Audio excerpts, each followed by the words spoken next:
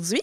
Donc, moi, je suis Bianca Desrosiers. Je suis la chef du service des communications au 6 de la Naudière. Donc, bienvenue à tous. Si vous êtes ici, dans le fond, c'est que les services aux aînés revêtent une importance pour vous.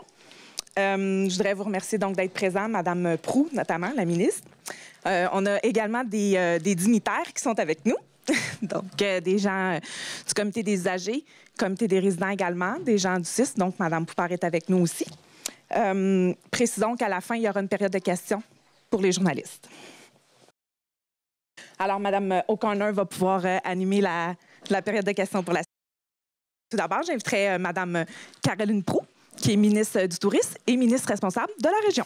Ah, enfin! Ça fait longtemps qu'on l'attendait. Monsieur le maire, cher Louis, heureuse de vous retrouver. Madame Poupard, que je vois en vrai pour la première fois depuis qu'elle est entrée en poste comme PDG du 6 de la Naudière.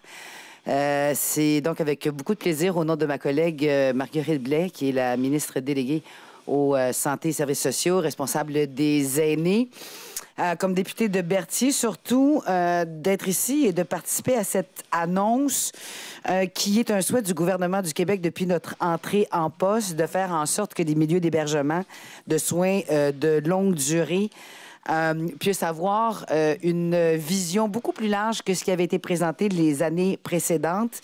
Donc, avec également notre volonté d'accélérer la construction des maisons des aînés et de reconstruire, évidemment, certains CHSLD.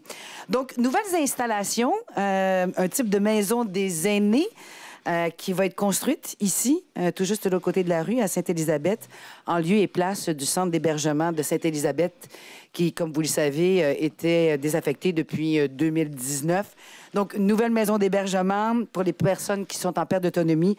On parle d'une capacité ici de 42 lits, répartis dans 4 unités avec 10 ou 11 chambres avec chacune des unités. Une discussion également que j'avais eue avec vous, Monsieur le maire, avec ma collègue Nathalie Roy, qui est ministre responsable de la Culture et des Communications. On avait cette volonté-là, le gouvernement du Québec, avec cette exceptionnelle bâtisse-là, surtout en façade.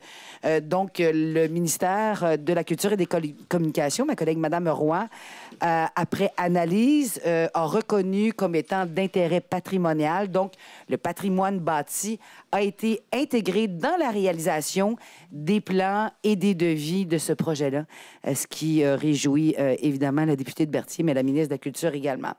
Donc, dans cette nouvelle maison des aînés, aires d'accueil, espaces publics maisonnés, locaux de soutien aux maisonnés, divers services de soutien fonctionnel. Donc, littéralement, un domicile qu'on va offrir aux personnes aînées de la région. Très tournée aussi, comme vous le savez, la ministre Mme Blais, très tournée vers la grande importance qu'on accorde aux proches aidants. Et dans l'espace des maisons des aînés, il y aura donc dans les chambres plus d'espace pour pouvoir accueillir et même pouvoir garder ces proches aidants-là pour une nuit, pour 2 nuits, qui puissent rester donc avec leurs parents. Projet global, CHSLD, on parle de 2500 places qui vont bénéficier de rénovation ou d'une reconstruction de leur installation. Construction de 3480 places en développement et en reconstruction de maisons des aînés et alternatives. Des investissements de 2,4 milliards de dollars, dont 2600 places qui vont être livrées d'ici l'automne 2022. Le bien-être, la dignité de nos personnes âgées, hébergées, incluant évidemment leurs proches et le personnel soignant. Énorme merci à ma collègue Marguerite qui ne pouvait être ici aujourd'hui, d'avoir tout fait et tout mis en place pour la réalisation de cette maison des aînés ici dans la Naudière à Sainte-Élisabeth. Merci beaucoup. Merci, Mme Proulx. Donc, j'inviterai Mme Maryse Poupard, qui est la présidente directrice générale du Centre intégré de santé et de services sociaux de la Naudière, à prendre parole.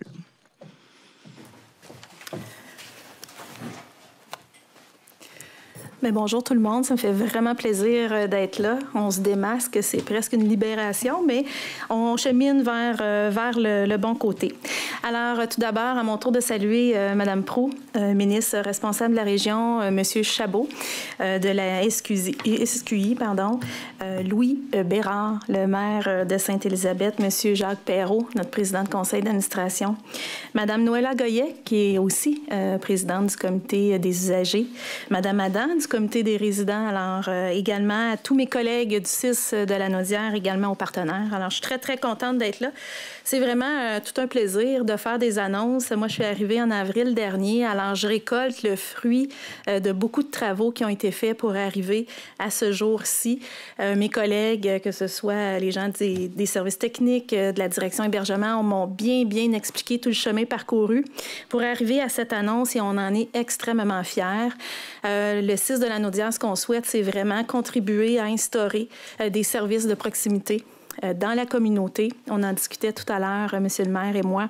Alors, c'est vraiment une approche qu'on privilégie, une vision, et aussi travailler en collaboration avec les acteurs du milieu pour faire en sorte que les gens puissent bénéficier des soins et services dans leur milieu. Évidemment, une maison des aînés qui accueillera 42 résidents, comme le soulignait Mme Proulx. C'est une excellente nouvelle. Les gens pourront être dans un milieu aussi harmonisé avec l'environnement, où est-ce que le patrimoine sera mis en valeur, où est-ce qu'on aura tenu compte dans les concepts d'architecture de ces différents éléments-là. Alors, évidemment, les résidents, les proches, les familles seront les bienvenus au cœur de ces maisons-là pour profiter de la vie avec leurs proches. Alors, on est extrêmement contents. En terminant, je voudrais aussi remercier les différents partenaires qui sont impliqués dans un tel projet, qui ne sont peut-être pas là aujourd'hui et que je suivrai avec grand intérêt. Alors, merci à tous. Merci, Mme Poupard. J'inviterai M. Louis Bérard, donc maire de Sainte-Élisabeth, à venir prendre parole également. Bonjour, mesdames et messieurs. Ça me fait plaisir de voir tout ce beau grand monde réuni à Sainte-Élisabeth.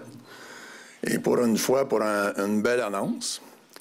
Donc, je vais saluer mes personnes dignitaires. Et c'est pas parce que je ne veux pas vous saluer dans la salle, c'est pour ça que je vous salue en premier.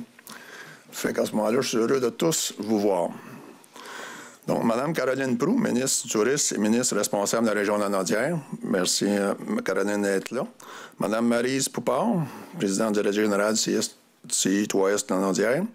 Et M. Pierre Chabot, directeur général de gestion des projets Ouest, répondant santé de la SQI. La SQI, c'est l'organisme qui est en tâche de construire la bâtisse. Donc, mesdames et messieurs, tout d'abord, je m'adresse aux dames. Donc, j'aimerais vous souhaiter la journée des femmes à toutes les femmes aujourd'hui. C'est la journée internationale des droits de la femme. Ça donne bien, dans un sens, et c'est très apprécié. Merci beaucoup, ça me fait plaisir.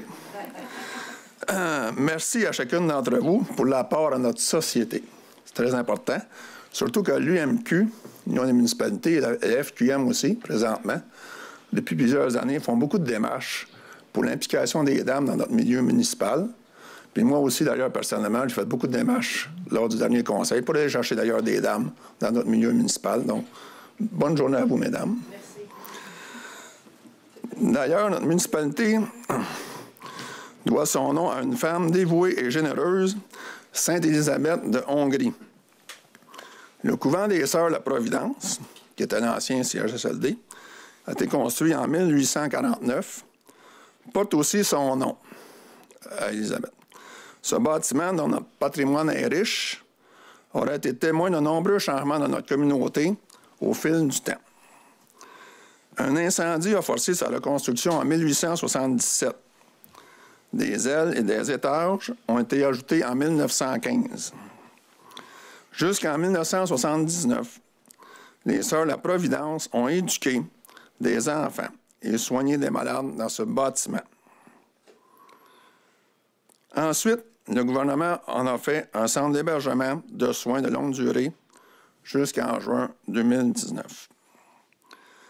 Depuis 4 ans, le CI3S de la Naudière et la SQI, aidés d'autres ministères du gouvernement, ont consulté la municipalité de Sainte-Élisabeth pendant tout le processus de construction, tout en protégeant l'aspect patrimonial donné à la nouvelle bâtisse. Et ça, c'est un point majeur et essentiel pour notre communauté, de garder dans cette municipalité patrimoniale. On a au-dessus de 141 maisons patrimoniales construites avant 1940. Donc, c'est important de garder cet aspect-là aussi au niveau villageois. Aujourd'hui, l'annonce de notre ministre, Mme Caroline Proulx, et au nom aussi de Mme Blais, ministre responsable des aînés et des proches aidants, me remplit de confiance pour les années à venir, pour nos citoyens et nos citoyennes, les plus âgés. J'ai confiance que la nouvelle maison des aînés offrira un milieu de vie de qualité. Nos aînés doivent se sentir comme à la maison et obtenir des soins dans un endroit sécuritaire. La maison des aînés pourra certainement offrir tout ceci et à ses futurs résidents. La municipalité de Sainte-Élisabeth est prête à faire une place importante à ses aînés et à ce projet. Sainte-Élisabeth ne sera pas que le paysage de cette maison des aînés. Nous serons aussi présents comme communauté. En mon nom et en celui des membres du conseil municipal, je remercie le gouvernement du Québec d'avoir fait le choix de conserver une solution d'hébergement et de soins pour les aînés de Sainte-Élisabeth.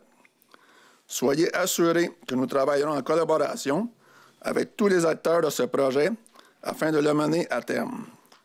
Un grand plus pour notre municipalité. Je vous remercie. Merci, M. Bérard. Donc, on va faire place aux questions des médias. Alors, je laisse la parole à Sandra O'Connor, qui va animer la période. Oui, merci beaucoup.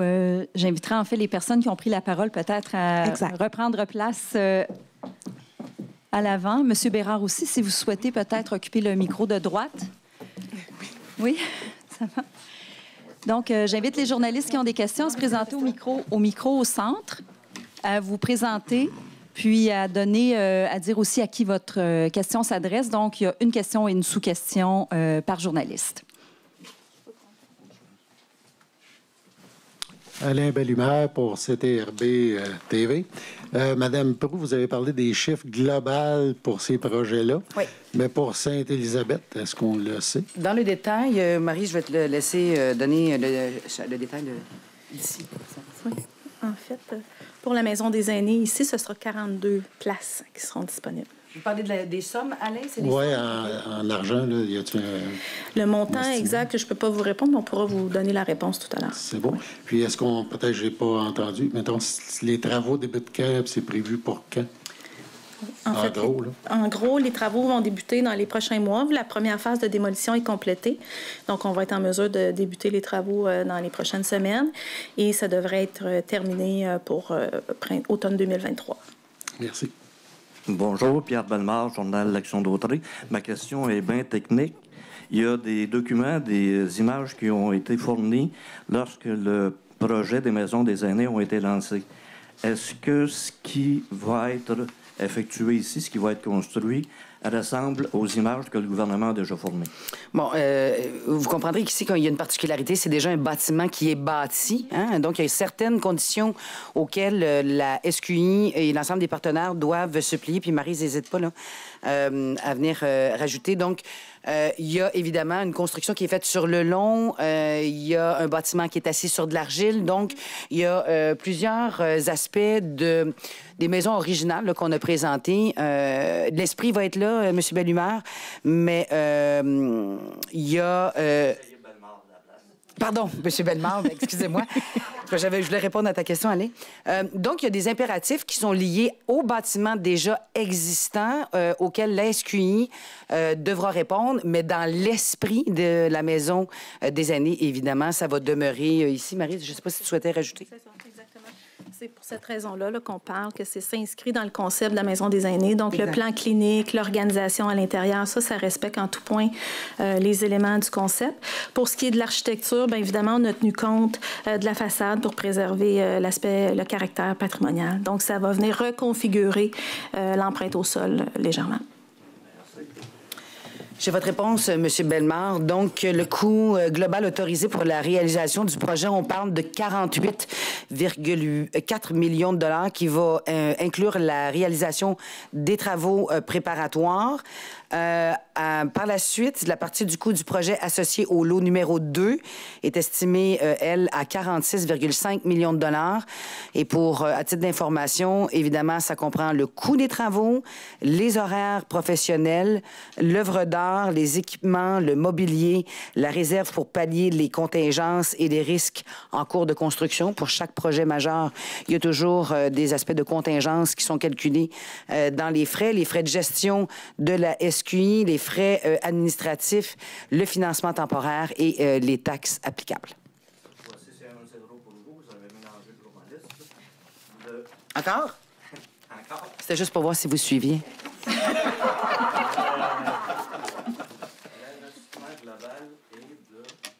Il y a 2 phases, en fait. Une première phase, Maryse, corrigez-moi si je me trompe, de 48,4 millions qui est absorbée par le ministère de la Santé et des Services sociaux et une partie par la Fondation de la santé du Nord de la Naudière pour le reliquat de 0,7 millions de dollars, donc 700 000 $. Mais on va vous confirmer, peut-être que ce soit très clair, là, on va vous donner le détail. On pourra donner chacun des détails sur les coûts et qui paie quoi. Oui, exact.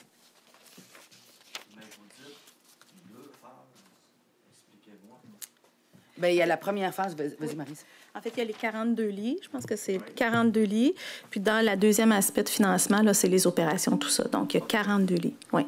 Donc, le 48 millions. Puis le reste, c'est lié aux opérations, achat d'équipements mobiliers, tout ça. Vous étiez de fervente et bonne pédagogue. J'ai fini par être un bon élève. Quelle équipe! Quelle équipe! Est-ce qu'on a d'autres questions? Non? Parfait. Donc, ceci met fin à la période de questions à la conférence de presse.